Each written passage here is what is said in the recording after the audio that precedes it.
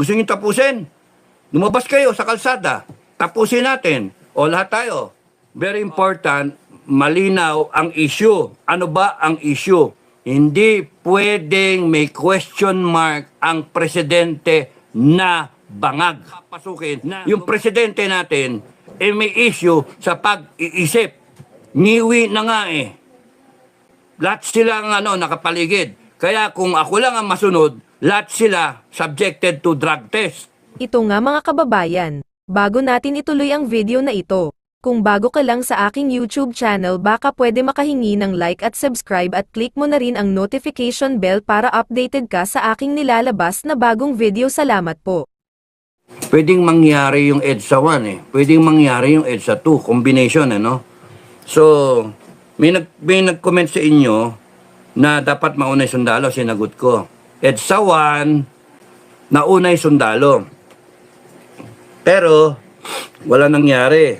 Kaya si Cardinal Sin, sinabi, mga tao, protektahan nyo, lumabas kayo, protektahan nyo. It changed the tide. No? Kung hindi lumabas yung mga tao na sinabi ni Cardinal Sin, protektahan nyo yung mga sundalo, patay lahat yon. Kasi they were aiming already yung 105 papunta do sa Aguinaldo. Yun yung katotohanan. Now, nung si Cañeso naupo as the acting commanding general ng army, kinuha niya kagad, he took possession right away, pinarelieve, nagkaroon ng bagong commander, yung battery ng 105. Kaya hindi matuloy na yon. Hindi na upakan yung Aguinaldo. Tapos kaya nga, nag-change yung tide. Tapos nung Cory government, 7 beses, if I remember right, 7 kudeta yun. Hindi lumabas ang taong bayan. 7 kudeta, nanguna ang armed forces para palitan ang dilaw. No? Na magiging problema ninyo ng ilang taon. Kasi ang taong bayan hindi lumitaw para sa tulungan yung mga sundalo na galit sa ginagawa ni Cory. Tagal-tagal, walang kuryente nga eh. Uy, meron pala nawawalan tayo ng kuryente nga, no? How stupid. Tapos kaya 7 kudeta yun. Lahat yun, timbog. Yari, maraming nasirang karir, maraming nakulong, may namatay pa nga eh. Merong mga hindi nakatanggap ng benefits, nagdusa yung pamilya nila. Kaya, lesson learned yon. Tapos panahon nung kay Erap, no? Ayun na naman, envelope na waiting naman ang pinag-usapan. Waiting lang yon. Walang droga, waiting lang. Walang pagnanakaw, waiting lang. Tapos yung ebidensya na sinasabi na laman ng second envelope na bank account na diniposito yung pera doon, ayaw ipalabas nung mga senador na kakampi ni Erap. Ano nangyari? Lumabas ang mga tao, sumunod ang armed forces. Withdrawal of support, buong-buo yun. So, in all this meron pa, yung pagdating kay Gloria Arroyo, nauso yung Magdalo. Sila Trillanes, dun sumikat. Yung sa Magdalo, hindi lumitaw na naman ang taong bayan. Kaya yung Magdalo na maraming reklamo, yung operations, etc., ek-ek na yan, pati yung korupsyon, walang nangyari kasi yung tao na naman hindi lumitaw. Nagsisin tao, later on, iboboto si Trillanes na maging senator. Kaya siya sumikat. And then eventually, si Danny Lim, nakasama yung mga ranger at saka marines, magi-strike sila, wala rin taong lumabas. No?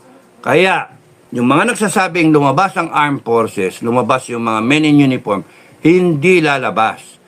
Kita nyo, EDSA 1, EDSA 2, lahat yan, ng mga nakaraan, pati yung mga kudeta nakaraan.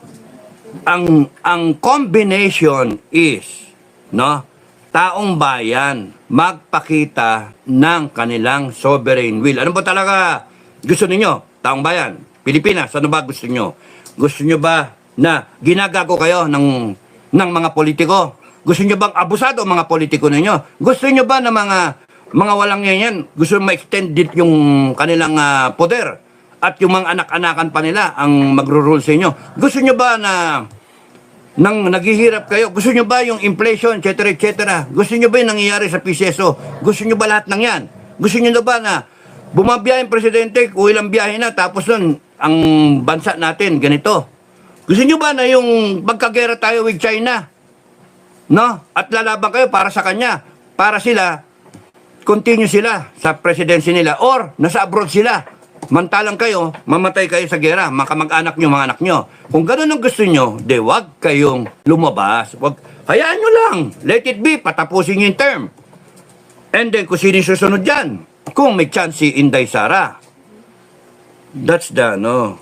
Never mauuna ang armed forces ninyo because ang training ng armed forces, disiplinado, they will only follow the people, majority of the people. They will not go out ahead of you sa kalsada. Na, hindi, strike kami. May mga baril kami, strike kami. No. Ngayon yung mga nagsasabing, mauna yung armed forces kasi sila may baril. Ano gusto nyo, magpatayan? Gusto nyo sila mamaril sila? Wag nyong pangunahan. Yung armed forces, hindi kayo babarilin. Hindi kayo babarilin. Kasi pagka kayo binaril ng armed forces nyo, magsisibil war tayo. No? Magsisibil war tayo. Mag-aaway-away within the armed forces, it will crumble. It will disintegrate. Maghahati yan. Yung mga pro-people at yung mga bayaran na bangag. Maghahati. Which I don't think will happen. Buo ang armed forces natin. Magagaling yung mga commander natin. Wow. P-Mayor. Sabi nga ni Bato hindi marunong sinungaling yun. Ay, nako. Ngayon yung mga nagtataka, bakit wala pa? Huwag kayo magsasabi na, nabayaran na yan, nabayaran na. Huwag kayo magkoconclude ng ganon. Because these people, may mga career din naman, may mga pamilya rin. Hindi sila basta-basta isasapala rin yung buhay para sa inyo na ayaw nyo naman lumabas. Ang galing magsalita, pero wala namang kulang naman sa gawa. Ipapahamak nyo ibang tao, pero yung sarili ninyo ayaw nyo ipahamak. Yon ang problema sa Pilipinas. Lumabas kayo, pakita nyo yung sovereign will ninyo. Makita nyo kung ano mangyari sa armed forces. Gusto nyo tapusin to? Gusto nyo tapusin? Lumabas kayo sa kalsada. Tapusin natin. O lahat tayo. O, yung hindi umaten, pangit. Lumabas kayo sa kalsada. At kinabukasan yung mga nasa kalsada lang, yun lang nakakulong. You see? Yun nga, nagtatapang-tapangan, marami nagtatapang-tapangan, pero pagkasagawa, wala. And then, naasahan ninyo yung armed forces ninyo. No, mali. You really want a better Philippines, it's up to you. You want this to end, this corruption, this abuse of power, it's up to you. Not up to your armed forces. Tandaan nyo yun. Ilang beses na sasabihin, it's not up to your armed forces. Gusto nyo matigil yung gera na yan, it's up to you, not to your armed forces. Pagka in-orderin yung armed forces na girahin yung China, girahin nila yung China. No? Ang ginagawa ko na lang huwag kayo sumunod, huwag kayo sumunod. Ay, nako. Kaya nga, very important, lahat ng Pilipino, taong bayan, lahat ng AFP, PNP, MUP, retired, very important, malinaw ang issue. Ano ba ang issue? Hindi pwedeng may question mark ang presidente na bangag, na gumagamit, tumitira ng droga. Hindi pwedeng ganon because yung utak niya, kleng-kleng bang-bang. Hindi pwedeng isasabak tayo sa gera o sa alanganin kung ano-ano ang papasukin. Yung presidente natin, may issue sa pag-iisip. Niwi na nga Lahat silang nakapaligid. Kaya kung ako lang ang masunod, lahat sila subjected to drug test.